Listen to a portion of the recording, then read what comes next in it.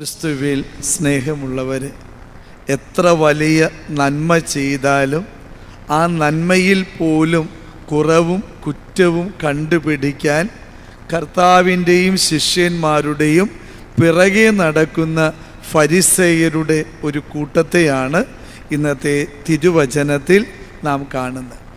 യേശുവും ശിഷ്യന്മാരും വിളഞ്ഞു കിടക്കുന്ന ഒരു വയലിലൂടെ കടന്നു പോകുമ്പോൾ ശിഷ്യന്മാർക്ക് വിശന്നു. സ്വാഭാവികമായിട്ട് അവർ ചെയ്ത കാര്യം, ആ വിളഞ്ഞു കിടക്കുന്ന വയലിൽ നിന്നും അവർ ഏതാനും കതിരുകൾ പറിച്ചെടുത്ത് അതൊന്ന് വായിലിട്ട് ഒന്നിങ്ങനെ കഴിച്ചു നോക്കി, അത്രയേ ഉള്ളൂ. പക്ഷെ ഇത് സാബത്ത് ലംഘനമാണ് എന്ന് പറഞ്ഞുകൊണ്ട് ശിഷ്യന്മാരെ വിമർശിക്കുന്ന ഫരിസേയരെയാണ് കാണുന്നത്. അപ്പോൾ ഇപ്രകാരം തൻ്റെ ശിഷ്യന്മാരെ തൊട്ടാൽ കർത്താവ് വെറുതെ ഇരിക്കില്ല എന്നതിൻ്റെ അടയാളമാണ് ഇന്നത്തെ വചനം നൽകുന്ന ഒന്നാമത്തെ കാര്യം. ശിഷ്യന്മാർക്ക് വേണ്ടി ഫരിസേയരോട് കലഹിക്കുവാനും അവരെ ചോദ്യം കൊണ്ട് ഉത്തരം മുട്ടിക്കാനും കർത്താവ് മുന്നോട്ട് വരിക. കർത്താവിൻ്റെ ആദ്യത്തെ ചോദ്യം ഇതാ: ദാവീദ് നിങ്ങൾക്കറിയാമല്ലോ, അവനും അനുചരന്മാർക്കും വിശന്നപ്പോൾ അവൻ ചെയ്ത കാര്യം നിങ്ങളുടെ പുസ്തകത്തിൽ എഴുതി വെച്ചിട്ടില്ലേ? പുരോഹിതന്മാർക്കല്ലാതെ മറ്റാർക്കും എടുത്തു ഭക്ഷിക്കാൻ അവകാശമില്ലാത്ത അൽത്താരയിലെ അപ്പം ഈ ദാവീദും അവൻ തൻ്റെ അനുചരന്മാർക്കും കൊടുത്തു. എന്നിട്ട് അത് നിങ്ങൾക്ക് തെറ്റല്ല. എന്നിട്ട് കർത്താവ് പറയുക, ഈ പാവപ്പെട്ട മനുഷ്യർ വിശന്നപ്പോൾ ഈ കതിര് പറിച്ച് തിന്നതാണ് നിങ്ങൾക്ക് പ്രശ്നം. അധികാരമുള്ളവനും അതുപോലെ തന്നെ പണമുള്ളവനും പ്രമാണിയും ഒരു വലിയ തെറ്റ് ചെയ്താൽ നിങ്ങൾക്കത് തെറ്റല്ല. കാരണം എന്താ?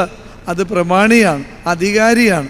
അതുകൊണ്ട് ഈ പാവപ്പെട്ട മനുഷ്യൻ ഒന്ന് വിശന്നപ്പോൾ അവൻ ഇത്തിരി കതിര് പറിച്ച് വായിലിട്ടൊന്ന് ഇങ്ങനെ കഴിച്ചു, അതിൻ്റെ പേരിൽ നിങ്ങൾ കുറ്റം ആരോപിക്കുക. ഇപ്പം കർത്താവ് വളരെ വ്യക്തമായിട്ട് പറയുക, മനുഷ്യൻ്റെ വിശപ്പിന് മുകളിൽ ഒരു നിയമവുമില്ല എന്ന് തന്നെയാണ്. അത് കഴിഞ്ഞിട്ടേ ഉള്ളൂ ഏത് സാബത്തും ഏത് വലിയ നിയമവും എന്ന് അടിവരയിട്ട് കർത്താവ് പറയുക.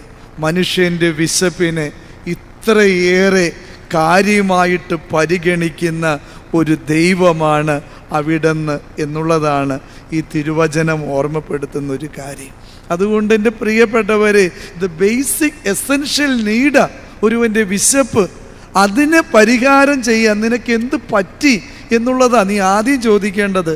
നിയമം നടപ്പിലാക്കാനും മറ്റുള്ളവരുടെ പുറകെ നടന്ന് കുറ്റം കണ്ടുപിടിക്കാനും തുനിയുമ്പോൾ ആദ്യം നീ എടുക്കേണ്ട നിലപാട്, പാവപ്പെട്ടവൻ്റെ പശി അടക്കാൻ നിന്നെ കൊണ്ട് ചെയ്യാൻ പറ്റുന്നത് എന്തെങ്കിലും ചെയ്തിട്ടാണോ നീ ഈ കാര്യം പറയുന്നത് എന്നുള്ളതാണ് ഒന്നാമത്തെ കാര്യം. തുടർന്ന് കർത്താവിൻ്റെ പ്രവൃത്തി എന്താ? നിൻ്റെ ജീവിതത്തിൻ്റെ ബലഹീനതകളിൽ നിനക്ക് വേണ്ടി ഡിഫെൻഡ് ചെയ്യാൻ നിനക്കൊരു ദൈവമുണ്ട് എന്നുള്ളതാണ്. ശിഷ്യന്മാരെയാ അവരിങ്ങനെ കുറ്റം പറയുന്നത്, എന്നാൽ ഉത്തരം കൊടുത്തത് ആരാ? കർത്താവാ. നീ നിന്റെ കർത്താവിനോടൊപ്പമാണ് യാത്ര ചെയ്യുന്നതെങ്കിൽ നിന്റെ മേൽ വരുന്ന ശരങ്ങൾക്കെതിരെ കവചയായിട്ട് നിൽക്കാൻ നിന്റെ ദൈവമായ കർത്താവുണ്ട് എന്നൊരു ഓർമ്മപ്പെടുത്തലാണ്. വചനം പറയുന്നില്ലേ, ഒരു ധീര യോദ്ധാവിനെ പോലെ ഞാൻ നിന്റെ മുന്നിലുണ്ട് നിന്റെ ശത്രുക്കൾക്കെതിരെ പടവെട്ടാനായിട്ട്. അപ്പോൾ ഇത് രണ്ടാമത്തെ പ്രത്യേകതയാണ്. നീ നടക്കേണ്ടത് അവൻ്റെ വഴികളിലാണെങ്കിൽ അവൻ ഉറപ്പായിട്ടും നിന്റെ പരിചയായി കാവലായിട്ട് മാറും. മൂന്നാമതായിട്ട് ഇന്നത്തെ വചനം ഓർമ്മപ്പെടുത്തുന്ന കാര്യം എന്താ? കരുണ. അത് കഴിഞ്ഞിട്ടേ ബാക്കി എന്തുമുള്ളൂ എന്ന് നീ തിരിച്ചറിയുക.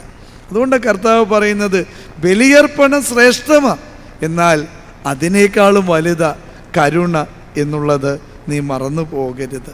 ആകയാൽ എൻ്റെ പ്രിയപ്പെട്ടവരെ, കൃപയുടെ ഈ ബലിയിൽ നമുക്ക് പ്രാർത്ഥിക്കാം.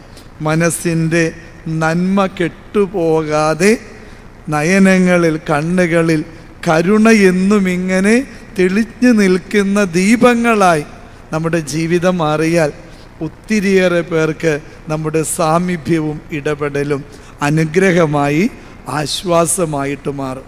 അപരൻ്റെ ജീവിതത്തിൻ്റെ കുറ്റങ്ങളും കുറവുകളും കണ്ടുപിടിക്കാൻ ഇങ്ങനെ പുറകെ നടക്കുന്നവരാകാതെ പറ്റാവുന്ന വല്ല നന്മയും ചെയ്യാൻ പറ്റുമെങ്കിൽ ഈ ജീവിതം തീരുന്നതിന് മുമ്പ് അത് ചെയ്ത് തീർത്തിട്ട് പോയാൽ തമ്പുരാൻ്റെ സ്നേഹത്തിൻ്റെ കോടതിയിൽ നിനക്ക് കരുണ ലഭിക്കും.